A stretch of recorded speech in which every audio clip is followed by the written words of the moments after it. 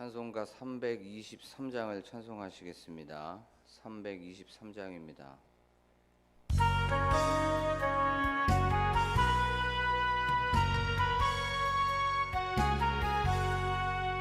푸른 바다 나서니 몸 어디든지 가오리다. 괴로우나 즐거우나 주만 따라가오리니 어느 누가 막으리까. 죽음인들 막으리까. 어느 누가 막으리까. 죽음인들 막으리까. 아굴골짝 빈들에도 복음 들고 가오리다. 소돔 같은 거리에도 사랑 안고 찾아가서 종의 몸에 지닌 것도 아낌없이 드리리다. 종의 몸에 지닌 것도 아낌없이 드리리다. 존귀 영광 모든 권세 주님 홀로 받으소서. 멸시천대 십자가는 제가 지고 가오리다. 이름 없이 빛도 없이 감사하며 섬기리다. 이름 없이 빛도 없이 감사하며 섬기리다. 아멘. 이 시간 기도할 때에 하나님, 저희들 이 찬양의 고백처럼 이름 없이 빛도 없이 우리의 삶 속에서 늘 감사하며 주님을 섬기는, 또한 세상 사람들을 섬겨주는 그런 사람이 되게 하여 주시옵소서라고 기도하기를 원합니다. 또한 저희들 부름받은 그 사명을 생각하게 하시고, 또한 소명을 생각하는 이 새벽의 시간, 하루를 여는 시간이 되게 하여 주시옵소서라고 지금 이 시간 한 목소리로 기도하겠습니다.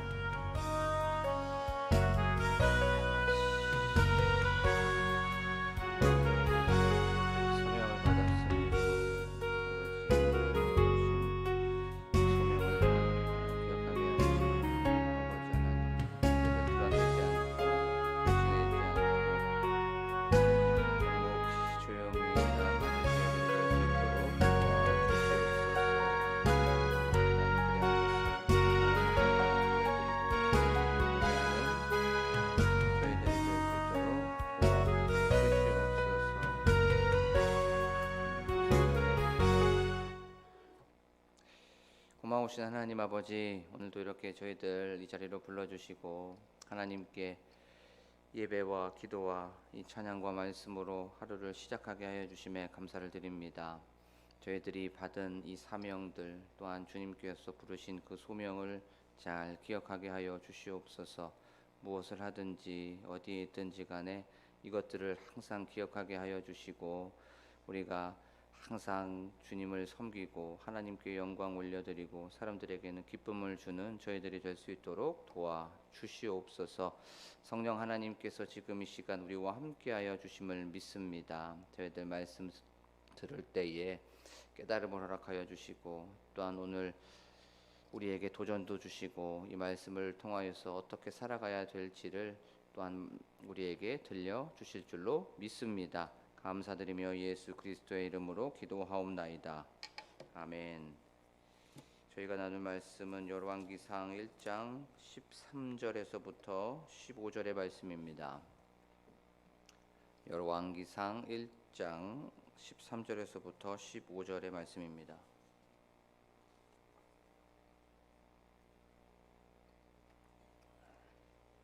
제가 읽도록 하겠습니다.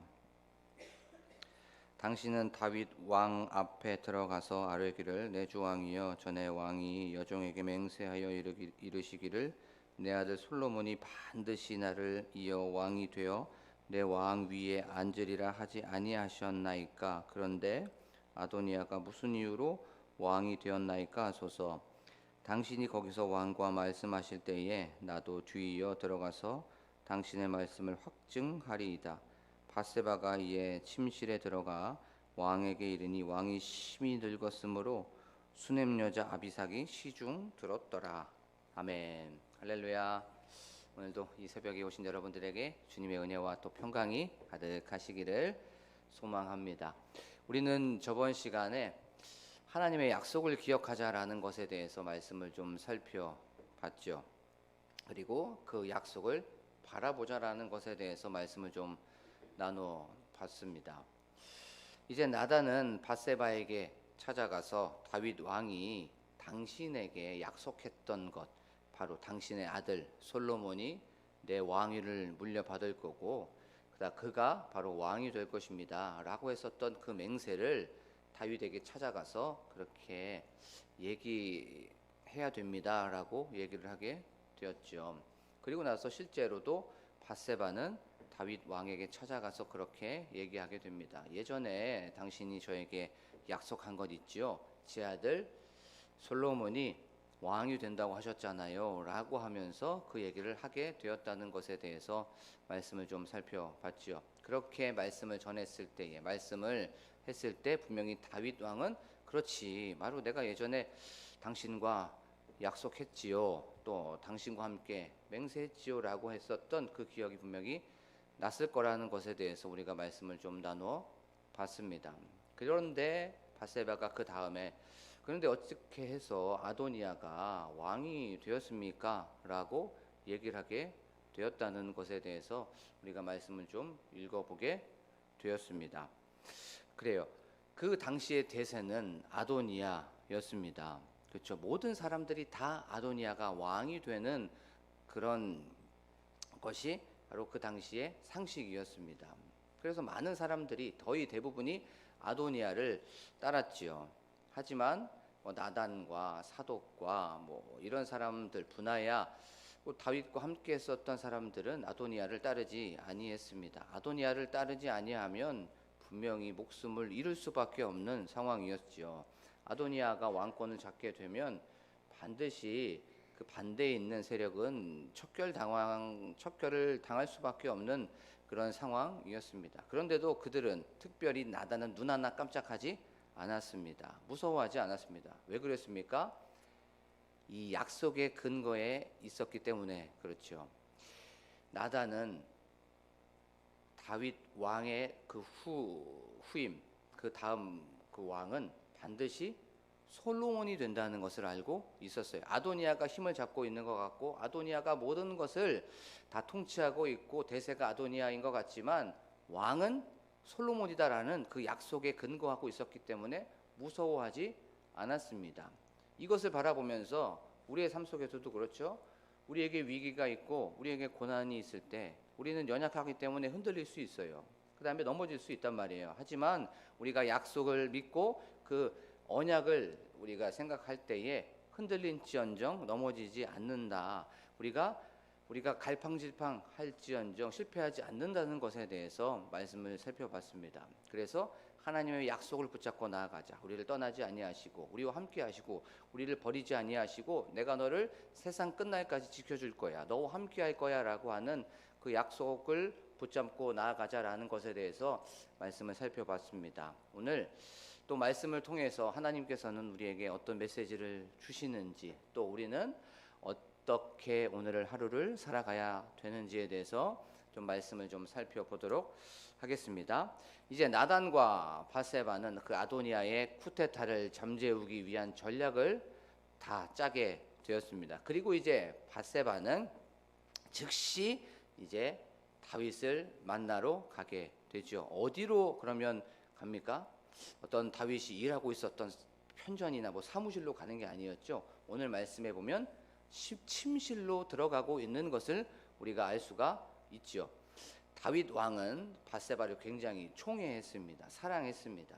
그랬고 또 밧세바는 그렇기 때문에 이 침실로 자주 들어갈 수 있었어요. 이 나단은 이것을 알고 있었습니다. 다윗 왕이 밧세바를 사랑했고 총애했었던 것, 그리고 그들의 관계가 굉장히 끈끈했다는 걸 알 수가 있었어요. 그래서 이제 바세바는 다윗의 침실로 들어가게 됩니다. 다윗 왕의 침실로 들어가 보니까 오늘 성경에 보면 다윗 왕의 그 모습을 바세바가 봤죠. 그러면서 심히 늙었다라고 오늘 성경은 말씀하고 있는 것을 우리가 알 수가 있어요.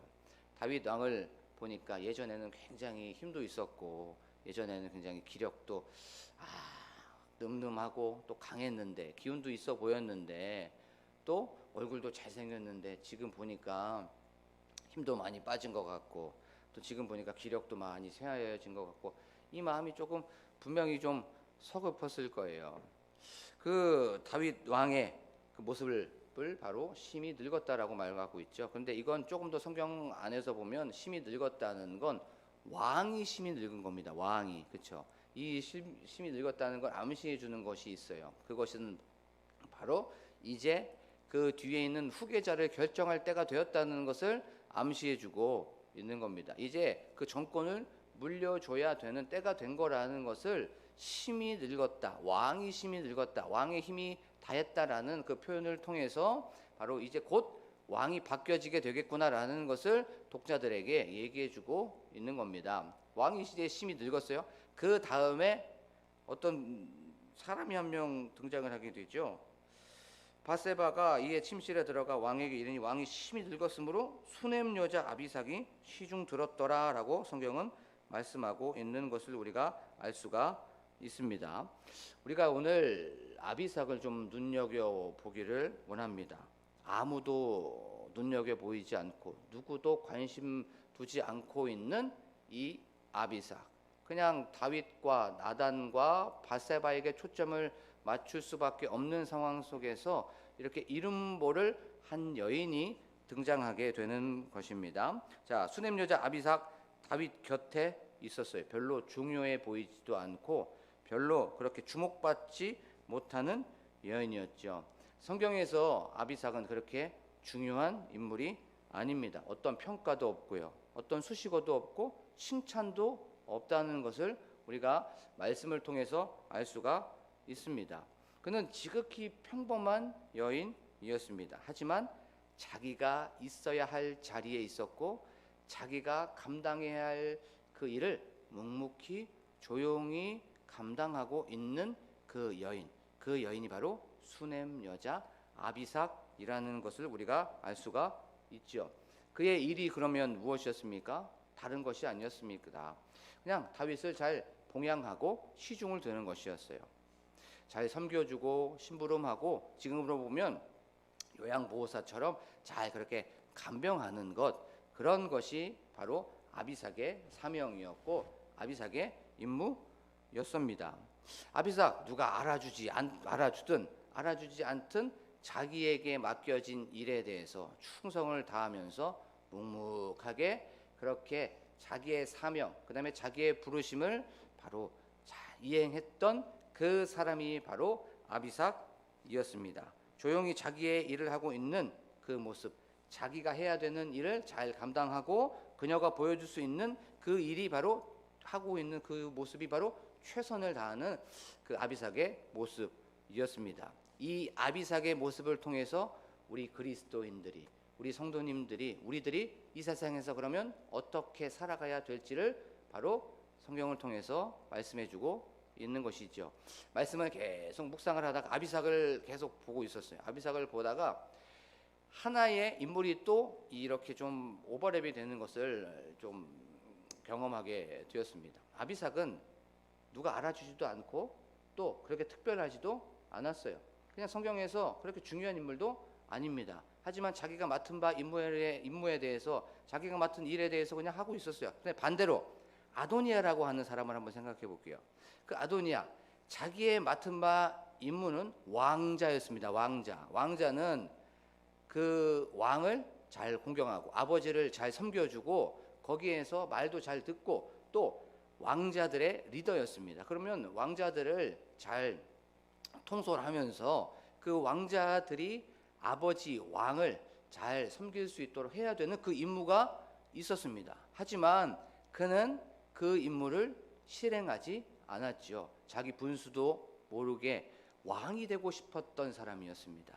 맡은 바 임무를 제대로 하지 않았던 그 사람 아도니아와 이제 아비삭은 알아주지도 않고 그렇게 주목받지도 못하는 그 여인, 이 두 여인을 비교하고 있는 것은 아닐까라고 하는 이 생각이 들었어요. 우리가 살아가면서 맡겨진 임무들이 다 있습니다. 이 세상을 살아가면서 어떤 사람들에게 다 사명이 있죠. 그 다음에 소명이 있습니다. 그래서 어떤 일을 하다 보면 티가 많이 나는 일을 할 때가 또 있고요. 또 반대로 티가 많이 나지 않는 일을 할 때가 많이 있습니다.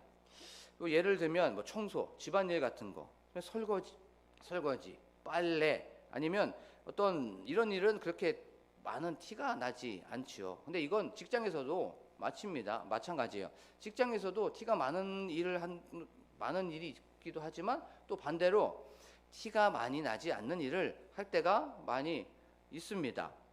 자, 알아주지 않은 일을 할 때 솔직히 하기가 싫을 때가 많이 있죠.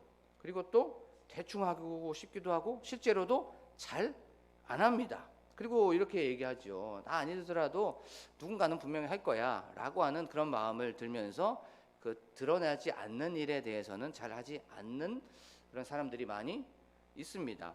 그런데 그 일 생각해 보면 그렇게 중요한 일도 아니죠. 그리고 나서 하지만 반드시 누군가는 해야 되는 일입니다. 그렇죠? 누군가는 반드시 그 일을 감당해야 돼요. 그런데 세상 속에서 보고 가정에서도 보든 누군가는 그 일을 묵묵히 하고 있어요. 그 일을 조용히 아무런 소리 없이 하고 있는 것을 우리가 알 수가 있습니다. 이건 신앙 안에서, 교회 안에서도 마찬가지입니다. 우리가 이렇게 보면 교회 안에서도 그렇고 박수 받고 좀 드러나고 갈채받는 일은 많은 사람들이 하고 싶어 합니다.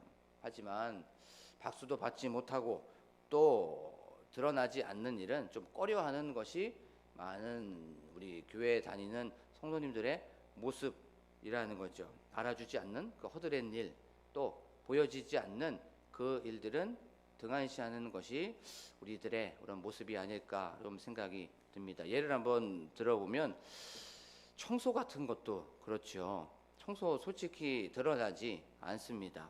하지만 누군가가 바닥을 쓸고 또 쓰레기를 버리고 누군가가 더러운 것들을 치웠기 때문에 우리는 이렇게 쾌적한 환경에서, 화적한 공간 안에서 이렇게 예배를 드리는 거죠. 이건 누군가가 했기 때문에 그런 겁니다.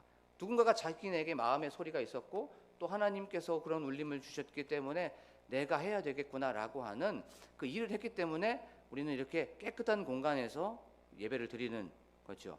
그리고 또 여기에 보면 여기에 계신 분들 중에서 또 교사인 분들이 계실 거예요. 이 교사 굉장히 힘듭니다. 드러나지 않고 표시도 나지 않습니다. 한 사람에게 한 영혼을 세우기 위해서 전화해야 되지요. 계속 그를 위하여 기도해야 되죠. 나와야 된다고 또 이건 이렇게 돼야 된다고 계속 끊임없이 얘기해 주게 됩니다. 그렇게 드러나는 일이 아닙니다. 하지만 그 한 사람의 헌신으로 말미암아 그 교사의 섬김으로 말미암아 한 영혼이 바로 올바르게 세워지게 되는 거죠. 한 영혼이 세워진다는 건 한 세상이 세워지는 겁니다. 그렇죠? 한 세상을 감당하는 그 사람이 바로 교사라는 거죠. 하지만 교사라는 거 굉장히 표시가 나지도 않고 힘든 일이기 때문에 헌신하지 않습니다. 하지만 그 한 사람 때문에 한 영혼이 세워지게 되고 그 한 영혼이 그 교회가 모여서 교회의 이 공동체를 이루게 되죠. 그리고 또 여기에 계신 분들 중에 셀 리더분들이 계세요. 금요일 날 7시 50분이 되면 우리 교회에 총 33분의 셀 리더가 계십니다. 그 셀 리더 분들 중에서 몇 분이 이제 금요일 날 저녁 7시 50분에 나오셔가지고 거기에서 목사님과 함께 이제 셀 모임을 하시고 셀 리더 모임을 하시고 거기에서 이제 말씀을 나눠요. 솔직히 금요일 날 7시 50분 오기가 쉽지 않습니다. 그때 밥도 해야 되고 또 집안일도 해야 되고 또 나에게 맡겨진 일들이 있습니다. 하지만 이 모든 것들을 내려놓고 오는 거예요. 그렇죠? 내려놓고 그 안에서 포기하고 그 모든 것들보다 하나님의 말씀에 집중하기 위하여서 나에게 맡겨진 이 사명의 자리, 나에게 맡겨진 이 부르심의 그 자리에 나와서 조용하고 묵묵하게 그 이 시대의 아비삭이 되어서 그 일을 하게 되는 거죠. 그 자기의 자리를 성실히 지키는 사람들이 있습니다. 신앙은요, 다른 것이 아니죠. 신앙은 다른 것이 아니라 묵묵히 자리를 지키는 것이 신앙입니다. 있어야 될 자리에 있어야 되고 거기에 거해야 될 자리에 거하는 것, 거기 안에서 내가 헌신하고 내가 그 안에서 나를 내려놓음이 바로 신앙함이라는 거죠. 그래요. 이것이 바로 무엇입니까? 십자가입니다. 십자가는 막 크게 막 나를 죽이고 나를 부인하는 거 세상 속에서 그러는 것이 아니라 남들에게 보여지지 않는 상황 속에서 나를 부인하고 나를 포기하고 나를 버리는 것. 아무도 하지 않지만 나도 안 할 수 있지만 내가 그것을 희생하는 것. 삶 속에서 조금씩 나를 버리고 그 안에서 바로 나를 포기하는 그 모습이 바로 십자가라는 거죠. 아비삭이 그런 사람이었습니다. 아무도 알아주지 않지만 누구도 알아주지 않고 또 주목받지도 못하고 별로 특별하지도 않지만 자기에게 맡겨진 그 일을 묵묵히 했던 그 사람이 바로 아비삭이라는 거예요. 하나님은요, 많은 일을 한 사람 기뻐하십니다. 좋아하세요. 잘했어 칭찬도 하십니다. 하지만 나에게 맡겨진 그 일에 대하여서 작은 일에 충성한 그것 또한 하나님께서 기뻐하시고 하나님께서 좋아하시는 줄로 믿습니다.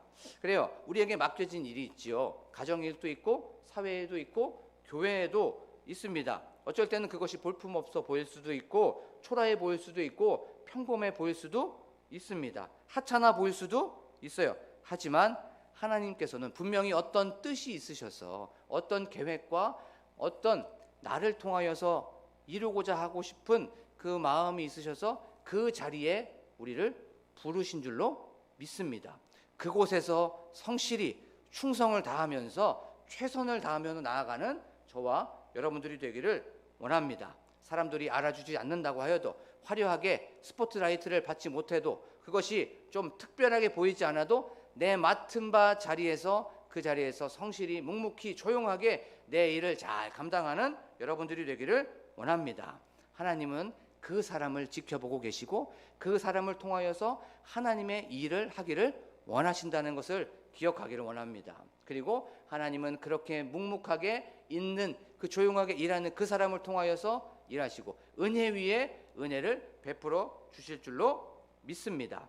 이제 내일이 되면 추석 명절이 됩니다. 그리고 또 연휴가 시작되죠. 그러면 그 추석 연휴 때 분명히 나에게 맡겨진 자리가 있습니다.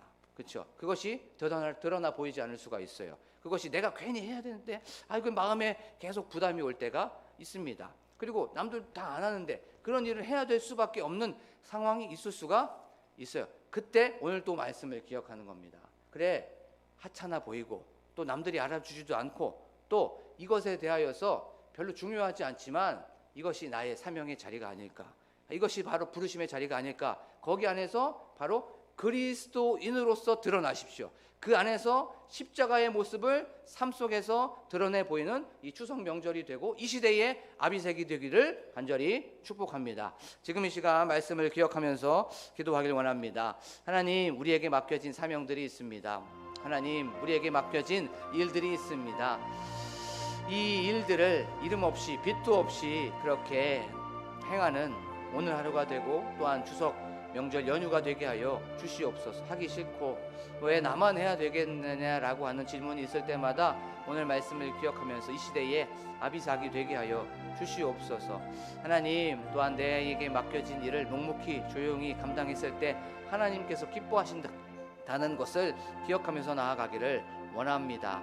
또한 저희들 또한 맡겨진 이 소명의 자리, 소망의 자리, 교회 안에서도 항상 기억하며 나아가기를 원합니다라고 기도하기를 원합니다. 또한 교회의 부흥을 위하여서, 교회 건축을 위하여서, 또한 우리 앞서서 인도에 가시는 우리 담임 목사님과 함께 동역하시는 사모님과 가정을 위하여서, 또한 교회 중직자들, 안수 집사님, 장로님들, 권사님들, 또한 우리 집사님들, 우리 성도님들을 위하여서, 또한 셀 리더와 셀의 부흥을 위하여서, 다음 세대를 위하여서, 또한 특별히 다음 세대를 이끌고 가고 있는 우리 사역자들이 예수 그리스도의 마음을 품고 나아가는 그들이 되게 하여 주시옵소서라고 기도하기를 원합니다. 또한 나라와 민족을 위하여서, 또한 교회의 환우들을 위하여서, 또한 각자의 가지고 나오신 기도 제목을 놓고 지금 이 시간 주여 한번 부르고 간절하게 기도합니다. 주여! 하나님 아버지